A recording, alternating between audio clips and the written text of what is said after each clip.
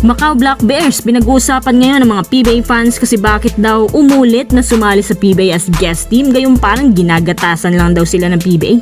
Kung titingnan mo nangyaring game laban sa NLEX, parang walang planong manalo ang Macau. Galing sa coach nila patungo sa mga players, parang okay lang sa kanila na matalo ng ganun kalala. Grabe talang scoring output nila, parang offense spree na yon para sa NLEX. Ito yata ang pinaka-easy na panalo ng NLEX sa buong buhay nila. Si Chongqui, tira na lang ng tira. Kapag nakahawak siya ng bola, diretso na agad tira kahit sobrang layo. Wala masyadong gumagawa sa Macau, 2 tao lang. Nga pala, ipapa-imbestiga daw ata ng PBA si Perry kasi parang lumampas daw sa height limit sa Governor's Cup. Kasi kung mapapatunayan na 6'7", abay syempre papalitan yung import. Naku, kung ako sa PBA, hayaan na lang nila, wala rin naman tulong. Pero kung kukuha sila ng bagong import, kunin lang si Des Wells kasi si Nicholson di available ngayon kung undersized na import. Dapat yung mabilis na shooter, yung kayang bumuhat. Naawa ko sa kanya kasi wala naman siya masyadong katulong sa opensa. Sayang binayad ng Macau sa PBA kung ganito yung papakita nila every game. Ang dami nagsasabi na parang pang inter-barangay lang daw ang laro nila. Parang kaya pa silang talunin ng college team sa taga-MPBL. Ay nako, mag-invite man lang ang PBA, bakit ang Macau pa? Mas okay pa yung Eastern Hong Kong, o di kaya ibalik sana nila imbitahin yung sinlakas na Bay Area Dragons kasi notable din yung nakakaabot sila sa finals laban sa Ginebra. Ang Macau Black Bears, tingin ko may budget naman sila ng manguha para maging solid ang kanilang lineup. Kahit import na lang sana yung magdala, pero wala eh. Ganun pa rin kaya kalalang standings ng Macau ngayon.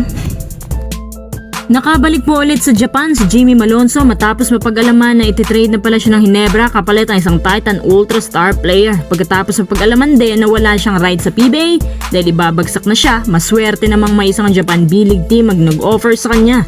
Kahapon lamang lumabas ang balita na nakapag-sign na pala siya sa Earth Friends Tokyo Z pagkatapos ng kanyang kapiranggot na stint sa Kyoto Hanaris.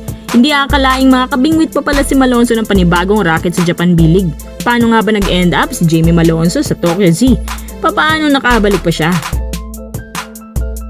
Sa katunayan, hindi naman po siya umuwi. Matyaga siyang nanatili sa Japan. Nag-workout, nagta-tryout hanggang sa na-scoutan siya ng ibang team na siyang nag-offer na nga sa kanya. Nakita ng mga scout na to yung performance sa SEA Games, especially laban sa Thailand. Sa mga hindi nakapanood na ating video tungkol sa kanyang trade, si Malonzo dinidil po na Ginebra patungo sa Titan Ultra.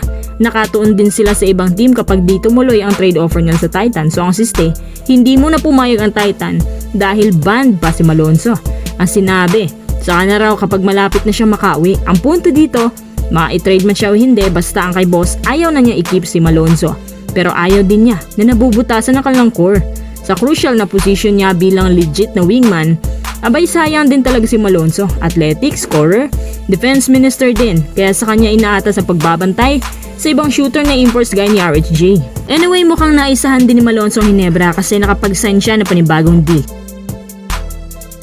Ngayon, ang takbo ng karera niya magdidepende na lang sa performance niya. Kilala ang B-League na mahilig magtapon kapag di mo agad na ipakita sa kanila ang tunay na worth mo sa loob lamang ng 2 hanggang 3 games.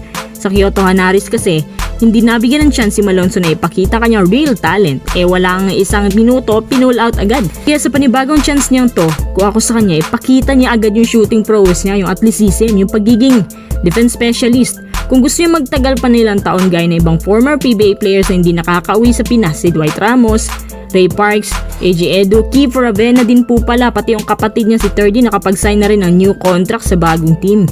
Ilang taon na bang ginugol nila dyan? Kung nais siyang gumanti sa Ginebra, mag-focus siya sa kanyang karera sa Japan nang sa ganun, magpabalik-balik din ang Japan team sa pagkuha sa kanya.